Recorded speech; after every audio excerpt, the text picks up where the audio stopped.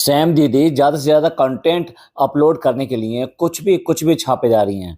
Doctor के घर से स्पेशली मॉर्निंग में कॉफ़ी आई है, क्योंकि कॉफ़ी कॉफ़ी कॉफ़ी कॉफ़ी के बिना तो उसको कुछ चलता नहीं है। तो कॉफ़ी आई है वहाँ से और उसके बाद में वो कॉफ़ी पी रही है और साथ-साथ बोल रही है कि जैसे मैं टीवी देखती थी ना कॉफ़ी का मग हाथ में लेके, यानी पिक्चर टीवी देखती थी, वैसे अब जो है ना ये कॉफ़ी का मग हाथ में लेके मैं इन दोनों बच्चों को देखा करूँगी। बस यही होगा भी। इसके लिए बच्चे जो है टीवी से ज़्यादा नहीं है, एंटरटेनमेंट से ज़्यादा नहीं है, उनके लिए कुछ करने की बात नहीं है, उनको अपने पास रखने की बात नहीं है। उनको अपना जो मातृत्व है या मदरहुड जो होता है वो उसके साथ में उनके साथ में कुछ करने का वो नहीं है। बिल्कुल भी सीरियसनेस जो एक मदर वाली सीरियसनेस होती है, वो बिल्कुल भी दिखाई नहीं देती। इसने बच्चों को भी करण विद कॉफ़ी इस तरह का शो समझ रखा है क्या? एक रात बिताई है, उसके बाद में भी सुबह उठते ही सबसे पहले ये कह रही है इन बच्चों ने ना अभी एक ही रात बीती है, लेकिन फिर भी जो ऐसा का हाल कर रखा है कि मैं तो ज़ॉम्बी बनी हुई है। मतलब खुद तो रात भर सोई है ये, कुछ भी बच्चों को एक बार भी देखने ही नहीं गई। जबकि ये भी फिर भी को रात को देखने के लिए गया, अर्ली मॉर्निंग उठ के वो भी वो बच्चों को देखने के लिए गया है और मैडम है कि सोई पड़ी हैं और अभी से ही बच्चों की प्रॉब्लम के लिए आ गया है कि भई बच्चों को ये देखना पड़ता है, बच्चों को शू-शू, पॉटी ये सब वो समझा रहे हैं ना, तो उसके बाद में भी उसका यही मन है। उसके अलावा जब वो डॉक्टर अच्छी तरह समझा रहा है कि भई तुमको मालिश करनी है तो इस तरह से मालिश करनी है, ये प्रेशर देना है, इस जगह करनी है, इस जगह करनी है और इस जगह नहीं करनी। वो कंप्लीटली डिटेल में ये सब चीज़ें बता रहा है। अच्छा, अच्छा, तो फिर ये ना ये मुझे अपने कंट्रोल में रखनी पड़ेगी। यस, ये और बच्चों की मालिश या इस तरह की सारी चीज़ें एक्टिविटी करे, ये सारी चीज़ें जो ये करेगी वो कैसे करेगी मैं सैंपल दे देता हूँ। अरे कौन है? कौन है? किसने कहा था कि नैनी नहीं चाहिए? अब आप समझ जाइए इसको 1 नहीं 2-2 नैनी लगेंगी और 2 नैनी इसने बुला भी ली हैं। फीडिंग करने की सिर्फ़ बात ही बातें कर रही है, लेकिन एक बार भी दोनों में से किसी ने भी अपने बच्चों को फीडिंग नहीं कराई है। अभी सोफ़े पे बैठ के जो उन दोनों बच्चों को अलग-अलग फीडिंग करा रही थी, मुझे तो लगता है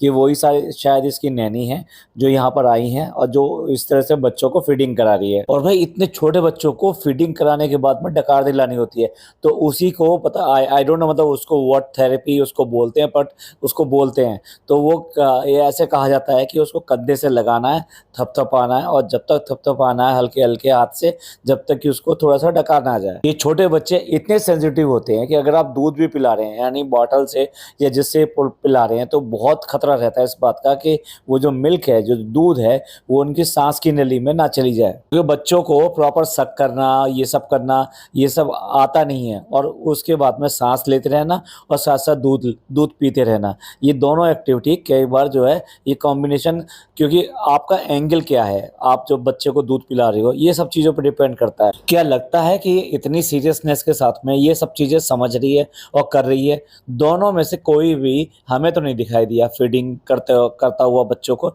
जबकि ये एक बहुत ज़्यादा इम्पोर्टेंट पार्ट है बच्चे के लिए। कितना भी इनसे क्रिंजपना करा लो, बच्चों की एक्टिंग करा लो, ब बेड पे लेट-लेट के वो कैसे दिखा रही है, हाथ-पैर चला-चला के, जैसे मतलब बच्चा जो कैसे करता है और वो भी ऐसे ही कर रहा है कि बच्चा जो ऐसे करके मुँह बना रहा था और जब वैक्सीनेशन हुआ, अगेन वैक्सीनेशन के टाइम पे भी दोनों के इतने-इतने ऐसे-ऐसे मुँह बन रहे हैं। अरे जाओ फेस करो अपने बच्चे के, वो जो भी मतलब जिस पर भी लगा रहा है, बाजू पे लगा रहा है या नॉर्मली तो थाई पे लगाते हैं, तो थाई को पकड़ो और बच्चे बच्चे को अपने सामने इंजेक्शन लगवाओ। कोई ऐसे इमोशनल बन के दूर-दूर भाग के ओ हो हम टच नहीं करेंगे, ये नहीं करेंगे, ऐसे बच्चे नहीं पाले जाते हैं। ये हमारे सबके घरों में ऐसे ही बच्चे पलते हैं क्या? ऐसी बात नहीं, थोड़ा-थोड़ा समझ में तो आ रहा है कि ये आसान क काम नहीं है, ये बहुत डिफ़िकल्ट काम है। तो कह भी रही है कि इट्स नॉट ईज़ी कि भी बच्चे ऐसे पाल रहे हैं और ईज़ी तो कहना ही बिल्कुल गलत होगा। इसको कहना चाहिए कि इम्पॉसिबल। इम्पॉसिबल? अरे! इम्पॉसिबल? भाई इम्पॉसिबल होता ना तो तुम इतनी बड़ी नहीं होती, तुम्हारा हस्बैंड इतना बड़ा नहीं होता। ये जो माएँ होती हैं ना, ये इम्पॉसिबल वर्ड को ही पॉसिबल बना के दिखाती हैं। एक-एक बच्चे वाली तो पता नहीं कितनी सारी माएँ हैं, वो सारा का सारा अकेले सँभालती हैं और जो 2 बच्चे वाली माएँ भी हैं, यानी कि जिनके ट्विन्स भी हैं, भाई वो भी तो अपने बच्चों का देखभाल रखती हैं और साथ-साथ अपनी फैमिली का ध्यान रखती हैं, बाकी के काम करती हैं। बेशक जिनके घरों में ट्विन्स हैं, उन्हें डेफ़िनेटली कोई ना कोई हेल्प तो लगती है और घर के मेंबर ही हेल्प करते हैं। किसके घर में है भाई इतना पैसा कि वो नैनी रखेंगे और बच्चों की देखभाल उसके ज़िम्मे सौंप देंगे और आप अलग से कुछ और करेंगे। सब करती हैं, इसमें कोई नई बात नहीं है। लेकिन इसको इसको तो ये डिफ़िकल्ट ही नहीं, अब तो ये इम्पॉसिबल लग रहा है कि भैया इम्पॉसिबल है। तो कुछ भी कह लीजिए 9 महीने क्योंकि अपने पेट में नहीं रखा, क्योंकि उससे क्या होता है कि हर दिन एक बच्चे के साथ में एक एक अलग ही बॉन्डिंग बनती है। आपको धीरे-धीरे कुछ ना कुछ प्रॉब्लम्स होती हैं, लेकिन उन प्रॉब्लम्स को आप हँस के झेलते हैं।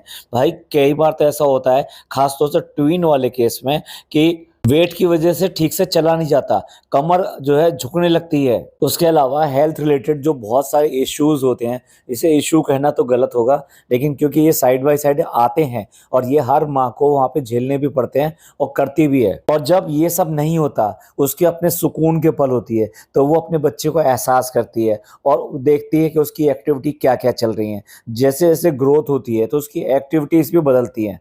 वो उस बच्चे का घूमना, लात मारना, ये सब करना और पता नहीं भाई कैसे होता है, क्या होता है। कई बार कुछ-कुछ बातों पे बच्चा जो है रिएक्ट करता है। आई मीन उसी बात पे वो जब हम बार-बार बात करते हैं, तो उसी बात पे वो लात मारता है, ये करता है।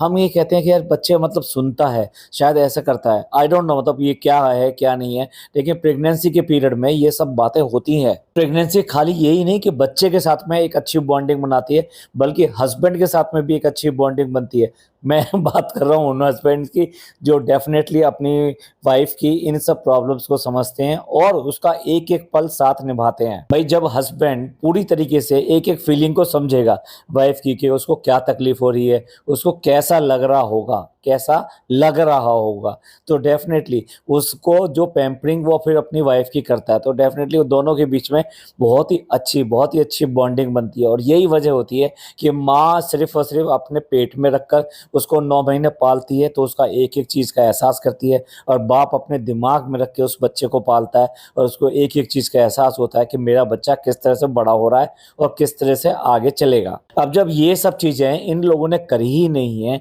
तो ये ऐसे बिहेव कर रहे हैं, सॉरी अगर किसी को बुरा लगे तो। जैसे अपने घर में कोई नया डॉगी और ये सब लेके आते हैं ना, उसकी एक्टिविटीज़ के लिए बात करते हैं, उसके रख-रखाव के लिए बात करते हैं, ये सब बातें करते हैं। ऐसे ये अपने बच्चों के बारे में बात कर रहे हैं। वैसे भी इसको बच्चों के बारे में कुछ अलग ही ज्ञान है। जो इसके पहले जो इसके फरी बच्चे थे, जो अब नहीं रहे, वो पता नहीं क्या-क्या बन गए, वो मतलब कहाँ पैदा हो गए, गरीब घर में पैदा हो गए और वो बहन की तरह बन गए या क्या बन गए, ये पूर्व जन्म की पता नहीं क्या-क्या बातें करती रहती है।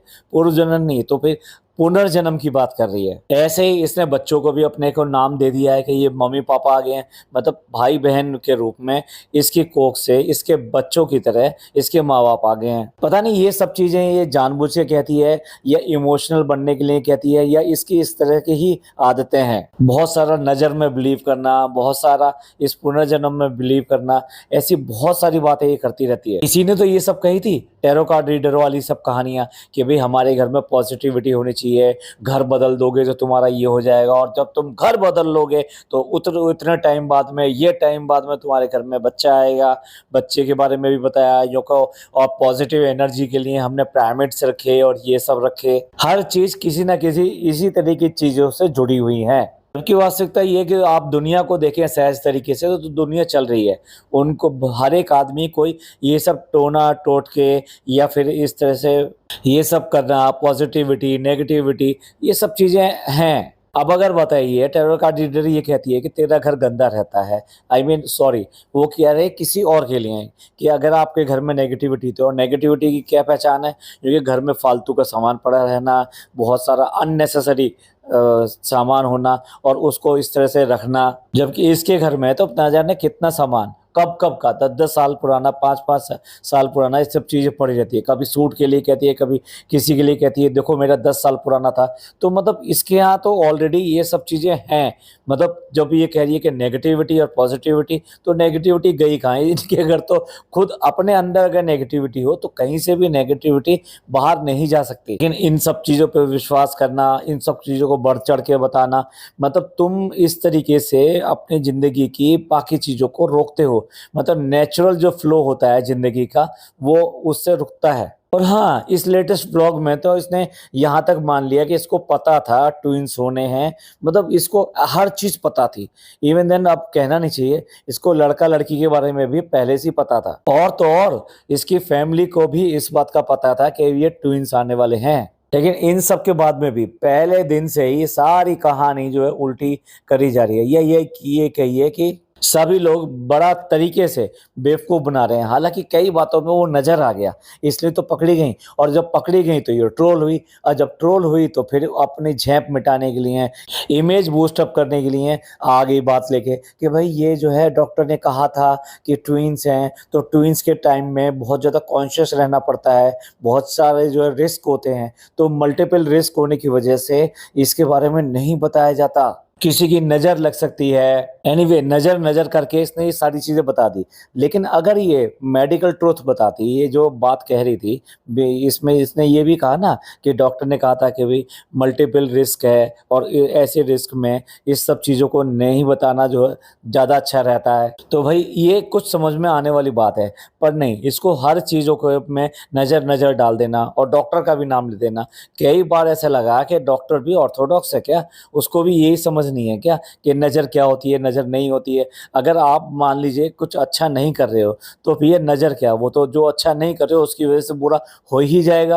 और जिस तरह का फैलावा है इनके रूम में हो रहा है, तो कह रही है कि अब ये देखो ये जो हालत हो रही है ना, ये हमारे घर की होने वाली है। मतलब बच्चों के घर में अगर थोड़ा बहुत इस तरह का चीज़ आ जाएगी, तो इसके लिए क्या होगा? ये तुम्हें करना पड़ेगा। उसके लिए क्या करना पड़ेगा? साफ-सफाई करना, ये सब करना, इन सब चीज़ों का ध्यान रखना, बच्चों की इम्यूनिटी के लिए ये सब चीज़ों का ध्यान रखना, ये तुम्हें करना पड़ेगा। इसमें ये कहना कि भैया ये सब ऐसा ही पड़ा रहेगा और गंदा पड़ा रहेगा क्योंकि बच्चे हैं, यानी बच्चों का बहाना लेके आप कुछ भी ऐसा करेंगे। अगर आप देखो व्लॉग में बार-बार एवी की बेइज्जती पे बेइज्जती कर रहे हैं। ये बाप है? ये इतना डरने वाला बाप है? कोई भी बात हो गई, ओह! ये क्या है बेबी ये हो गया। यार हस्बैंड है तुम्हारा। हमेशा मैंने पहले भी देखा है व्लॉग में उसको ऐसा लताड़ती रहती है। वो गर्मी से आ गया कि भई गर्मी है बाहर गर्मी है, तो उसको लताड़ दिया कि भई इतनी गर्मी क्या हो रही है, इस तरह के क्यों बात कर रहे हो? और अगर मान लो उसने ये कह दिया कि मेरी जो अवेलेबिलिटी अभी नहीं रहेगी, मेरा बहुत ज़्यादा काम चल रहा है, तो इन दिनों मैं जो है ना इसमें ज़्यादा अवेलेबल नहीं रहूँगा। ये बात है इनकी डिलीवरी से पहले वाली बात है। उसके ऊपर भी उसने उसको बात सुना दी।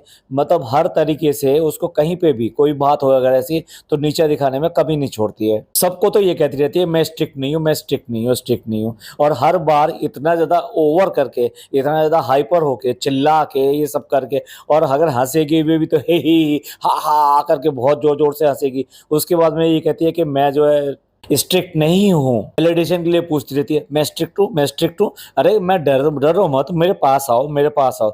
ये तेरा हाइपर जो एटीट्यूड है वो सबको दिखाई देता है, सबको समझ में आता है। तो इसमें कहने की क्या ज़रूरत है? अगर लोग बाग कहते हैं तो फिर वो सोच समझ के ही कहते हैं ना। तो और उसके बाद में सबसे वैलिडेशन भी लोगे कि नहीं ऐसा नहीं है, मैं स्ट्रिक्ट नहीं हूँ, मैं तो बहुत अच्छी हूँ, मैं तो बहुत प्यार करती हूँ। इतना प्यार करती हूँ कि व्लॉग में टपक के नीचे आता है। हस्बैंड ऐसा रहता है घर के अंदर, जो ये कह दे वो ही सही है। उसको हिम्मत ही नहीं होती कि वो इसको अगेंस्ट जा सके, और अगर कह भी देता है तब भी उसको यही बात माननी पड़ती है। बच्चे आज की डेट में इसको ऐसे प्रॉब्लम लग रहे हैं कि अपने बाल बनाने के लिए, और हाँ यही नहीं, एवी के भी बाल बनाने के लिए बाहर से बुलवाए गए हैं। कोई मतलब पार्लर वगैरह की या कोई इसी तरह कोई बुलवाए गए जिसने इनके बाल धोए हैं। ये मतलब बाल धोने में भी आज की डेट में इनको प्रॉब्लम है। भाई मैं तो जब ये सब चीज़ें देखता हूँ तो मैं सोचता हूँ कि कैसे करके ये दोनों बच्चों की ज़िम्मेदारियाँ उठाएँगे। भैया इन बच्चों के साथ में क्या ही होने वाला है। और नैनी वगैरह के लिए कैसे बात करती है, नज़र रखना, ऐसा नहीं होना चाहिए, वैसा नहीं होना चाहिए। और हाँ, जब डॉक्टर समझा रहा था साथ-साथ कहती है कि बच्चे को कैसे हाथ लगाना, यहाँ पे हाथ नहीं लगाना, सैनिटाइज़ेशन के हाथ लगाना है। हम तो जो भी आएगा घर में रिश्तेदार वगैरह भी जो आएगा, उनको कह देंगे कि बच्चों को इस तरह से हाथ लगाने की ज़रूरत नहीं है। मतलब एक तरह से इंडिकेशन दे रही है कि इसके जो सास-ससुर और ये सब जो आ रहे हैं वो बच्चों को ज़्यादा ना छुएँ। भैया ठीक है, पहले ही वार्न कर रही है, इससे पहले कि वो ओवर हो जाए, तो इसलिए जो पहले ही वार्न कर रही है वो कि बच्चों को ज़्यादा हाथ-वाथ मत लगाना। आजकल जो इसके व्लॉग आ रहे हैं ना, उनको देख के ये लगता है भाई ये कैसी है, कैसी औरत है, किस तरह से अपने बच्चों से कभी इरिटेशन दिखाती है तो कभी उनकी नकल उतारनी शुरू कर देती है। हमारे आपके घरों में कभी इस तरीके के बच्चे पैदा हुए हैं या हम सब लोगों ने इस तरह की हरकतें की हैं? बोलती है कि मम्मा को डांस करते करते देख के ये डांसर बनेगी, ये डांसर बनेगी और वो लेखक बनेगा। हम अपने बच्चों से मुश्किल काम कोई भी नहीं करवाने वाले कि डॉक्टर बनना है तेरे को, इंजीनियर बनना है, हमारे सपने पूरे करने हैं, तेरे को बस जो है डांसर और लेखक बनना है। मतलब एक तरफ तो ये कह रही है कि भाई हम मुश्किल काम नहीं कराएंगे, वैसे अपनी तरफ से सोच लिया कि वो बच्चे क्या करने वाले हैं। अभी बच्चे जो है 1 दिन के हुए हैं और उसके बाद में ये फ्यूचर के आगे तक की प्लानिंग कर रही है। इसको लगा कि कहीं ना कहीं कोई ऑफेंड ना हो जाए और कोई इस तरह को कमेंट ना करने लगे, तो उसको बैलेंस करने के लिए नहीं नहीं, वैसे हम जो है बच्चों को कुछ भी नहीं कहेंगे, वो जो बनना चाहेंगे अपनी जिंदगी में वो बनेंगे, पर कुछ करना पड़ेगा, ऐसे नहीं है मैं इतनी स्ट्रिक्ट हूं कि मैं ऐसा नहीं करने दूंगी। अगेन फिर दोबारा वो स्ट्रिक्ट की कहानी छोड़ दी कि भाई मैं स्ट्रिक्ट हूं, मैं स्ट्रिक्ट नहीं हूं, मैं बच्चों के लिए स्ट्रिक्ट होंगी, मैं उनको ऐसा नहीं करने दूंगी। ऐसे लगता है जैसे कोई स्प्लिट पर्सनैलिटी हो, ये पर्सनैलिटी भी मेरी है और वो पर्सनैलिटी भी मेरी है, मुझे स्ट्रिक्ट भी रहना है, मुझे स्ट्रिक्ट कहलवाना भी नहीं है। अब भैया पापा ऑन ड्यूटी आ जाते हैं। अब पापा सबसे पहले वो कंगारू थेरेपी समथिंग जो भी है वो कर रहे हैं। उसके बाद में चेहरा इतना ऐसा बन गया है भाई, और उसके बाद में बॉडी बिल्कुल स्ट्रेन में आ गई, बिल्कुल ऐसी फीलिंग दे रहा था अभी कि जैसे कि वो मदर हो और बच्चा उसी के पैदा हुआ हो, और वीकनेस और इस सब की वजह से उसका चेहरा इस तरह का हो गया है, वो बच्चे को लेके इस तरह से पड़ा है। व्लॉग में कंटेंट के लिए जितने भी फोन आ रहे हैं जो इसके रिलेटिव वगैरह के आ रहे हैं वो सब उसमें डाले जा रहे हैं। भाई तुम्हारे घर में कुछ हुआ है तो ये सब चीजें तो आएंगी, तो ये सारी चीजें पार्ट ऑफ कंटेंट कैसे हो रही है। अब जिन ताया जी का फोन आया, भाई वो तुम्हारे अपने ताया हैं और कितना नजदीकी रिश्ता होता है, कोई ऐसा तो नहीं होता। तो भी कितने दिन से नहीं मिले, कब से नहीं मिले, फोन से तो ऐसा ही लग रहा था। और वैसे इतने नियर और डेयर बन के दिखा रहे हो, तुम्हारे हस्बैंड को पता भी नहीं है कि ये तुम्हारे ताया हैं। कितनी बार मिला है ये ताया जी से बात करते करते इमोशनल होने की पहले एक्टिंग करी, आंखों में हाथ डाला लेकिन आंखों में कोई आंसू दिखाई नहीं दिया, फिर दोबारा हाथ डाला तब भी आंसू नहीं दिखाई दिए। तो कुल मिला के ये है कि वहाँ क्यों करके इतनी इमोशनल बन के ये सब चीज़ें एक्टिंग कर रहे थे। एक चीज़ जो मुझे लगातार अखरती है, हो सकता है आप भी कहें कि शो मैं रिपीटेड बात कर रहा हूँ, कि मुझे बहुत बहुत ज़्यादा दुख हो रहा है उस मदर के लिए जिसने अपने बच्चे इसको दे दिए। भाई देखिए ठीक है बायोलॉजिकली इसके बच्चे हैं, लेकिन उसने उन बच्चों को बच्चा बनाया, मतलब इसने एक चीज दी और उसने उसको बच्चा बना के लौटा दिया। इतनी भी बातें मैंने इस वीडियो में कही है एक माँ के लिए को किस तरीके से एक बच्चे को जन्म देती है। ऐसे में क्या उसका बिल्कुल भी शुक्रिया अदा करना, उसको 1-2 बार याद करना कुछ भी नहीं बनता। भाई मान लिया कि तुमने पैसे भी खर्च किए हैं, मैं तो एक बात जानता हूँ, तुम एक डॉक्टर के यहाँ इलाज कराते हो, उसको पैसा देते हो, उसके बदले में सर्विसेज लेते हो, उसके बाद में भी उसको थैंक यू बोल कर आते हो। अरे छोड़ो डॉक्टर की बात छोड़ो, एक रेस्टोरेंट में अच्छे रेस्टोरेंट में खाना खाने के लिए जाते हो तो वो तुम्हें जो सर्व कर रहा है ये उसको भी आप थैंक यू बोलते हो। हमारे ऑफिस में या किसी के ऑफिस में कोई भी पियोन अगर आपको चाय ला के पिलाता है या समथिंग कुछ दे के जाता है, आप उसको भी थैंक यू बोलते हो। उसने तो तुम्हारी जिंदगी की सबसे सबसे बड़ी प्रॉब्लम जो थी वो सॉल्व कर दी, और उसके लिए उसने खुद अपने आप में बहुत सारा दुख झेला है, और उस दुख को आप किसी भी पैसे में नहीं तोल सकते। परेशानी परेशानी होती है। मान लीजिए कुछ ऐसा भी है, मतलब मैं नहीं कहना चाह रहा इस बात को कि भाई इस तरह से पैसा लिया जाता है। मान लीजिए कोई पैसा लेके भी ये कर रहा है, अगर अगर अगर अगर कर रहा है कोई, ये किसी ने किया है, हमारी इंडिया में तो ये परमिशन ही नहीं है, तो पैसा लेके भी कर रहा है, तो वो जो उसके बदले में जो दुख झेलता है वो भी तो अपने आप में बहुत बड़ी बात है। पैसा चलिए उसकी जिंदगी में थोड़ा आसानी कर देगा। पहली बात तो ये जब भी होता था इस तरह का जो भी कुछ होता था, वो सिर्फ और सिर्फ वो मजबूर जो लोग होते हैं ना वही इसके लिए आगे आते हैं। हमने कब देखा कि परिवार का कोई आदमी सामने आया हो और आके कहा हो कि ठीक है हम सरोगेसी के लिए तैयार हैं, या कौन सा ऐसा अमीर आदमी है जो ये कह दे कि हम दूसरे के लिए सरोगेसी करने के लिए तैयार हैं। अभी तक भी आपने देखा होगा जितने भी फिल्म स्टार हैं जिन्होंने कि सरोगेसी के लिए गए हैं, उन्होंने पैसा देके या ये सब करके ये सब चीजें की हैं, लेकिन भाई असली दुख तो उसी ने झेला है। और इसके लिए कौन चुने जाते हैं? वही गरीब लोग। तो ये गरीबी अमीरी वो उनकी मजबूरी है, लेकिन उसके बाद में भी उनका जो काम है वो इतना बड़ा है, इतना बड़ा है कि उसके लिए तो एक थैंक यू बोलना, उनका एहसान मानना तो एक छोटी सी बात है। तो ऐसे कैसे ये रूखे हो सकते हैं, ऐसे कैसे हो सकते हैं बिल्कुल फीलिंगलेस कि उसके बारे में इनके व्लॉग में कोई बात सुनाई नहीं देती। मतलब उसको, मैं ये नहीं कह रहा कि उसको जाके मिल आओ या फिर उसको व्लॉग में दिखा दो या उसके लिए कोई बहुत बड़ा सा दान कर दो या बता दो कि भी हमने उसको ऐसा दे दिया वैसा दे दिया। अरे मॉरल ग्राउंड पे कम से कम आप ये तो बोल सकते हो कि हम उसके एहसानमंद हैं कि उसकी वजह से आज हम ये दिन देख रहे हैं। हम उसको नहीं जानते और इसलिए और भी ज़्यादा हमारे मन में रिगार्ड है उसके लिए, और उसने ये सब करके एक बहुत बड़ा काम किया है हमारी ज़िंदगी में भी और वाकई की ज़िंदगी को भी एक उदाहरण दिया है कि इस तरीके से कम कुछ खुशियाँ बाँटी जा सकती हैं और जिनके पास खुशियाँ नहीं हैं उनको खुशियाँ दी जा सकती हैं। पता नहीं क्यों ये चीज़ मुझे बहुत बहुत ज़्यादा करती है। हो सकता है मैं इमोशनल हूँ, हो सकता है बहुत ज़्यादा फीलिंग वाला हूँ, पर मानिए इस बात को, उस माँ से पूछ के देखिए जो 9 महीने एक बच्चे को पालती है, उससे पूछ के देखिए वो कष्ट या वो जो दौरान होता है वो सब चीज़ें कैसी होती है। तो वो इसकी हकदार है या नहीं है? भाई बिल्कुल हकदार है, बहुत ज़्यादा हकदार है। इसी चीज़ की वजह से हमारी दुनिया में सबसे ज़्यादा सभी धर्मों में माँ का दर्जा बहुत बहुत ऊंचा बताया गया। सोच के देखिए, मुस्लिम्स में तो इतना है कि माँ के पैरों के नीचे ही जन्नत बताई गई है, यानी आपका जो अल्टीमेट डेस्टिनेशन है वो आपकी माँ के पैरों के नीचे है। उसके बाद में ये इस तरह का व्यवहार करते हैं, लगातार ब्लॉग पे ब्लॉग छापे जा रहे हैं,